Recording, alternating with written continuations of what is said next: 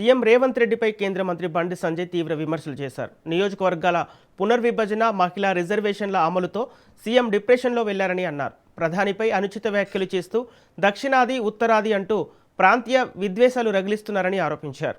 6 గ్యారంటీల నుంచి దృష్టి మళ్లించేందుకు డ్రామాలు చేస్తున్నారని విమర్శించారు.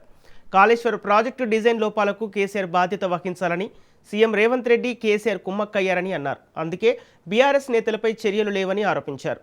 ప్రజల కోసం పనిచేసే వారికే గుర్తింపు ఉంటుందని, కవిత పార్టీని స్వాగతిస్తున్నామని బండి సంజయ్ అన్నారు.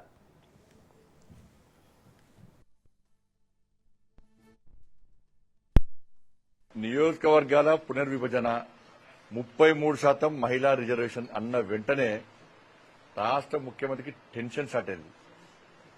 డిప్రెషన్లో పోతున్న రాష్ట్ర ముఖ్యమంత్రి స్థాయిలో ఉన్న వ్యక్తి మాట్లాడాల్సిన మాటలకు కాకుండా దిగజారి ఒక ప్రధానమంత్రి స్థాయి వ్యక్తిని గాని, పార్టీలను గాని, విపక్ష పార్టీ నాయకులను గాని దిగజారి ఏ విధంగా వ్యాఖ్యలు చేస్తుండో మనం చూస్తాం. ముఖ్యమంత్రి భాష చూసిన తర్వాత తెలంగాణ సమాజం ఇలా నవ్వుకుంటున్నారు, అసహించుకుంటున్నారు. ముఖ్యమంత్రి భాష చూసిన తర్వాత ఈ తొక్కుతాము, లోపల తొండ దొరకొడతామనో ఆ భాష చూసిన తర్వాత నవ్వుకుంటున్నారు. జనం మీరే నవ్వుతున్నారు, జనమంతా నవ్వుకుంటున్నారు ముఖ్యమంత్రి భాష చూసి.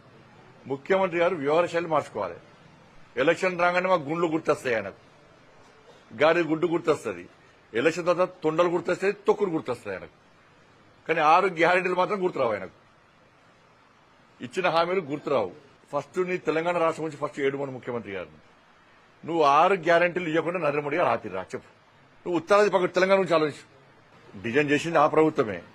నేను కేసీఆర్ పెద్ద ఇంజనీర్ కదా, ఇంకొక అవకాశం ఇచ్చిండు. టోపీ పెట్టాడు, చెల్ల కట్టబట్టిండు, అసెంబ్లీలో కూర్చున్నాడు. అసెంబ్లీ కూర్చుంటే స్టిక్ పెట్టి మొత్తం డిజైన్ పెట్టాడు. దానికి ఇంజనీరు అన్ని నేనే అన్నాడు. డాక్టర్ నేనే, ఇంజనీర్ నేనే, రైతు నేనే, అన్ని నేనే. అన్నిటికీ అన్ని వేషాలు వేసిండు. కాబట్టి ఏదైనా అప్పుడు బీఆర్ఎస్ ప్రభుత్వం, బీఆర్ఎస్ పార్టీ దానికి బాధ్యత వహించాల్సి వస్తుంది. దాంతో కాంగ్రెస్ పార్టీ ప్రభుత్వం విచారణ చేస్తుందంటే విచారణ ఏది అంటే సిబిఐ అంటది. సిబిఐకి నివేదిక తయారు చేస్తారు, అవి కూడా చక్కగా తయారు చేయరు. ఎందుకంటే రాష్ట్ర ముఖ్యమంత్రి బీఆర్ఎస్ పార్టీతో కుమ్మక్కాడు.